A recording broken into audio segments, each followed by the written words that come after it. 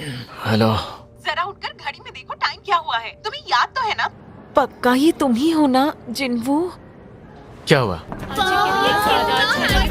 तुम्हारी कोई गर्लफ्रेंड नहीं है ना? कहो तो मेरी किसी फ्रेंड से बात चलाओ। ज्यादा उड़ो मत, समझी?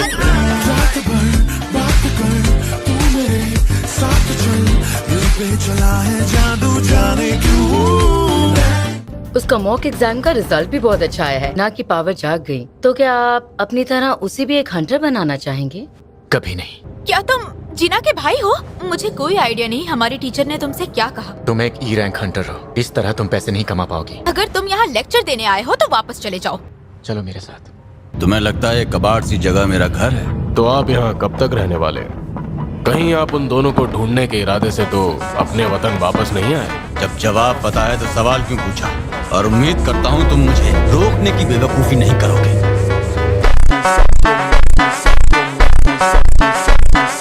तो इनके पंख भी थे। ये दानव अब उड़ने के काबिल हो गए हैं। हाँ, काफी वक्त बीत गया। मुझे तो लगा था हम फिर कभी मिल ही नहीं पाएंगे मिस्टर संग। वैसे आपकी टाइमिंग कमाल की है। और कितनी देर बातें करने का इरादा है? ये है किम चुल, एक ए रैंक हंटर। ये तो हद है। कहाँ मैं इन ई रैंक्स वालों के साथ फंस गया। लगातार एड्स के खतरे को जानने के बाद ये अपना फैसला बदल लेगी। सब चलने के लिए तैयार? बार बार कहने की जरूरत नहीं।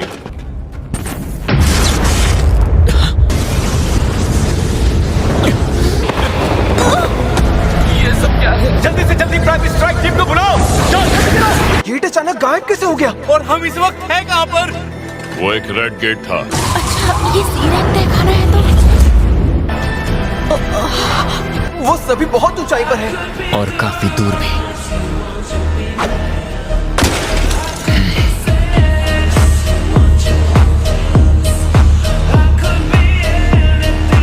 रेड गेट मतलब हम बाहरी दुनिया से पूरी तरह कट चुके हैं।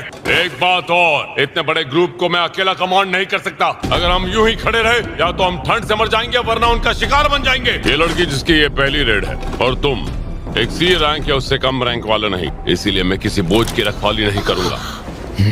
तुम एक ई रैंक हंटर तो नहीं हो ना? हम सब इस रास्ते की तरफ जाने वाले हैं। तब तो हम जंगल के रास्ते से जाएंगे। कैप्टन यहाँ?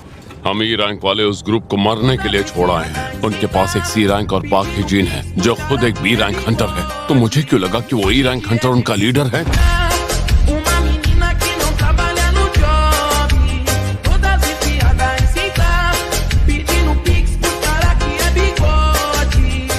तुम सबको जिंदा रहने पर फोकस करना होगा।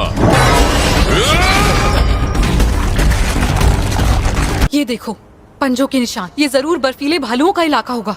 अगर ये इलाका वाकई भालुओं का है तो हमें यहाँ सिवाय उनके किसी और की फिक्र करने की जरूरत नहीं। हाँ मैं समझ सकता हूँ, पर पहले हमें यहाँ की ठंड से बचना होगा। सबके लिए मेरे पास एक एक है। अब ये किस तरह का जादू है? सच बताओ मिस्टर, तुम हो कौन? मैं तुम्हें यहाँ लेकर आया हूँ इसलिए तुम्हें महफूज रखना मेरी जिम्मेदारी है। ना किसी चीज के बारे में कुछ कहना और ना ही कभी कुछ पूछना। टाइटल अब तो सब कुछ हंटर किम के हाथों में है। लगता है जैसे व्हाइट टाइगर गिल्ड के सारे चमचे यहीं पर जमा हैं। तुम यहाँ क्यों आए हो? तुम्हें तो अमेरिका में होना चाहिए। व्हाइट टाइगर गिल्ड गेट के अंदर ई रैंक हंटर आखिर करने क्या गया है? हमारा तजुर्बा हमेशा यहाँ काम आता है।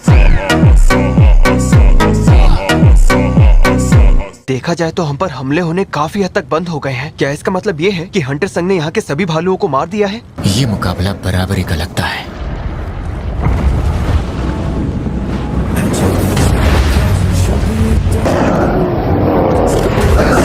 अब जाओ।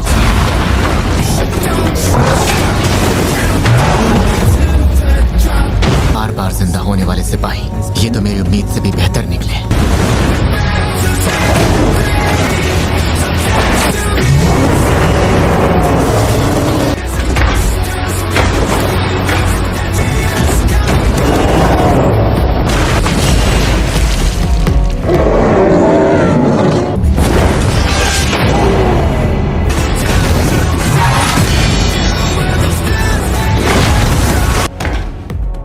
बहुत बढ़िया काम किया।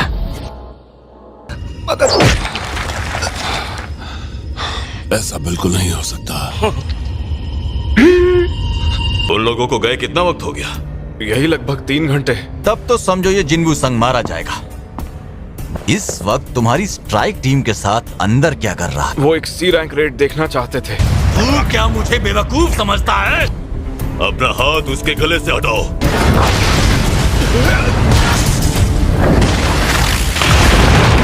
शुक्र है आप दोनों ने सही वक्त पर अपने हाथ पीछे खींच लिए।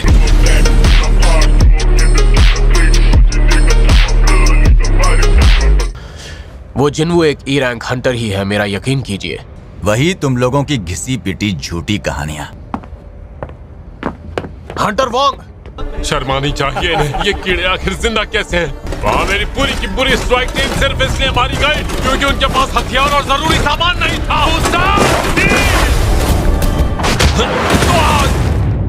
तुम जैसे कीड़े अब तक जिंदा है।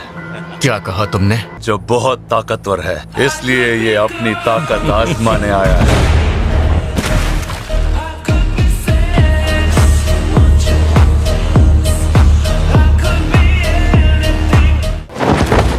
अब आएगा असली मजा। तेरे पीछे खड़े लोगों को मेरे हवाले कर। बिल्कुल भी नहीं। तू अकेला है जबकि मेरे साथ मेरी पूरी सेना है।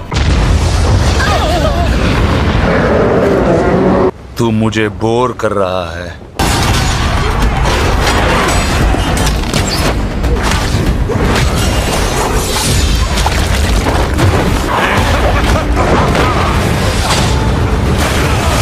तेरा क्या नाम है बच्चे?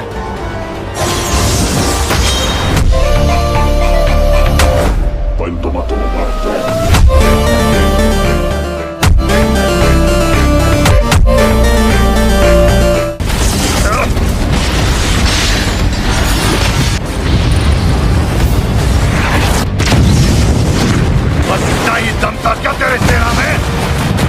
Arise.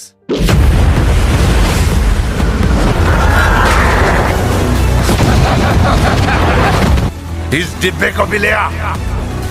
तुम्हारी मर्जी।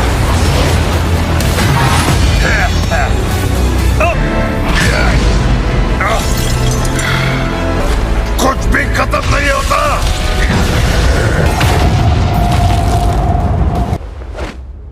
खुद पर काबू रखो। गेट भी खुल चुका है। कोई बाहर आ रहा है। हंटर संग। बाकी सब कहाँ है? हंटर किम कहाँ है? 1 मिनट रुको। तो बेहतर होगा कि तुम मुझसे थोड़ी इज्जत से बात करो।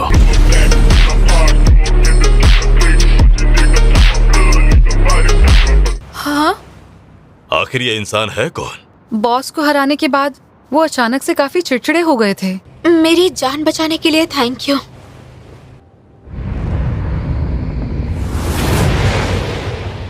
इतनी कोशिश के बाद भी उसकी परछाई नहीं खींच पाया। ऐसा 3री बार हुआ है। जिन्वू तुम्हें इतनी तकलीफ दी उसके लिए सॉरी। तुम कल रात ठीक से सोई थी ना? मुझे एक पल के लिए भी नींद नहीं आई। तुम चाहो तो सो जाओ, मैं तुम्हें उठा दूंगा। Oh thank you जिन्वू।